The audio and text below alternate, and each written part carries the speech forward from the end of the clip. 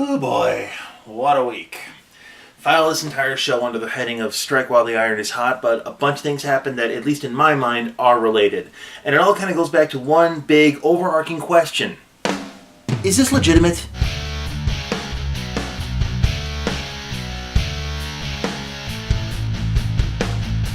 So, in the last week or so, from this recording today, a lot of stuff to cover. Okay, Blip TV started instituting an anti-ad blocking campaign, which caused a minor war between the ad block creators and the techs at Blip TV. Now, it didn't help that more than a few people who create content put up videos let that go there right now. Now, the other news story, Nintendo started going after the Let's Play communities. They started filing mass monetization claims against video creators who play Nintendo games and post up the gameplay, claiming all monetization from the video creator. Nintendo released a statement saying that they haven't blocked the offending content, they're just taking all the monetization rights from the creator. And this brings me to the overarching theme that I've been catching for the past couple weeks, and that has been money. But before I can really dive into that, I really want to answer that question I asked at the beginning of the show. This thing I'm doing right here, this thing right here, is this legitimate? Are internet review shows and let's plays and streaming games, are these legitimate forms of entertainment and media? It's pretty easy to call yourself an internet reviewer. Just grab a webcam, some free software, and just yabber. And according to the mainstream media anyway, that's all you need to do.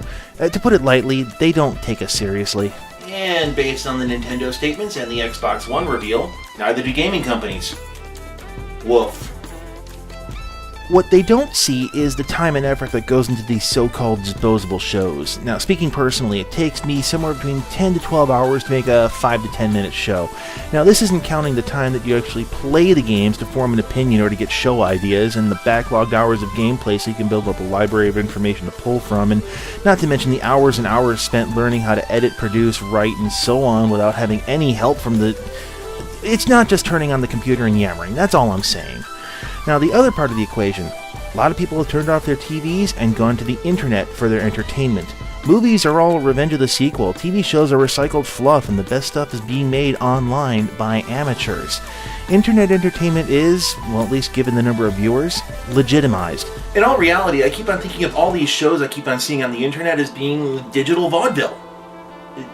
Vaudeville? Back to voiceover.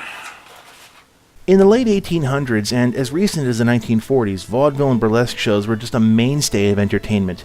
It was a live variety show, so you could see just about everything from slapstick to opera in a really short time frame. Now, a lot of modern websites are basically virtual vaudeville houses. I mean, you show up, you watch the performers, you surf from performer to performer, and then you head off. The difference is, you don't pay 25 cents to watch the whole show. Well, if you've got ad blockers on, you don't. And here's where we start getting into the legitimacy thing, because when reviewers talk about making money off of their videos, a lot of people scream at them, well, get a real job. Yeah, I can't help but think that they said the same thing to vaudeville performers back in the day, too. It just keeps coming back to that whole money thing. You know, actually, tangent, but stick with me. When I was a kid, I remember going to arcades as much as I could. And I remember this one arcade. They had a Dragon's Lair machine with a second television mounted over the machine. This way, people could watch you play the game as you were actually playing the game without actually crowding into the box. Now, just watching somebody play, that was cool, but you really wanted to get in there and try it for yourself. Now, I find myself mentally in that arcade when I see people doing live streams or Let's Plays. I really should give Let's Play its own video one of these days about the importance of archiving, commentary, helpful hints, all that. But for now, let's focus on entertainment. A lot of people are live streaming and making videos showing themselves playing games. Now, the most popular ones maintain an audience for several reasons, but overall, it's because they're entertaining.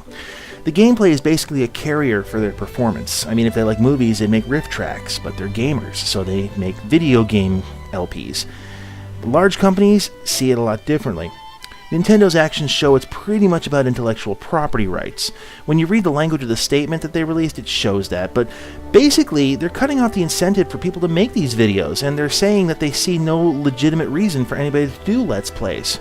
They just see it as an infringement of intellectual property, and they're just doing a walkthrough of the game. People aren't going to buy it now. Okay, by that logic, disc jockeys are not real entertainers either because they just play records anonymously under a transmitter. And live DJs in a club, well, they're not legitimate performers either because the same reason.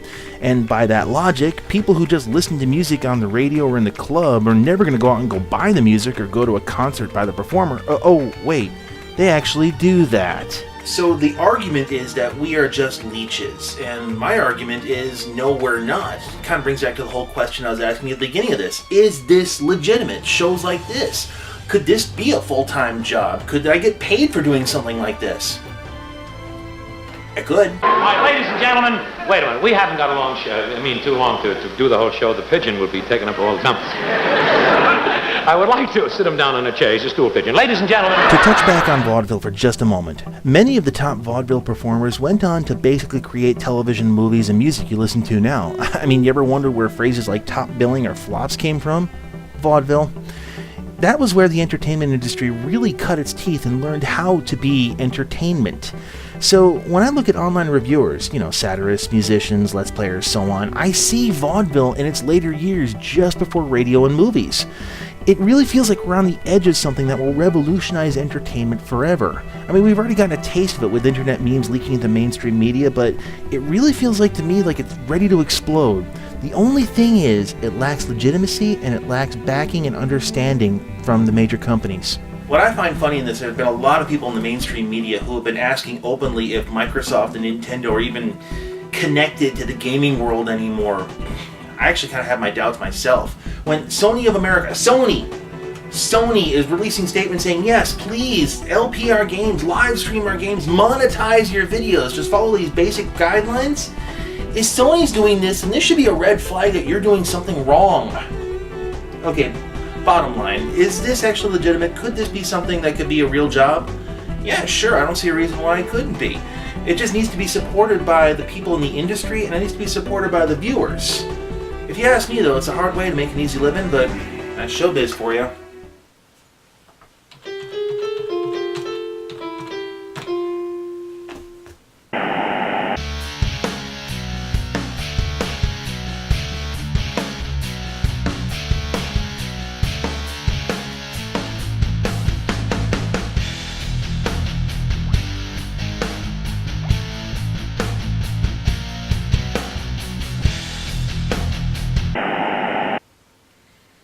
I can't believe I got that on one take.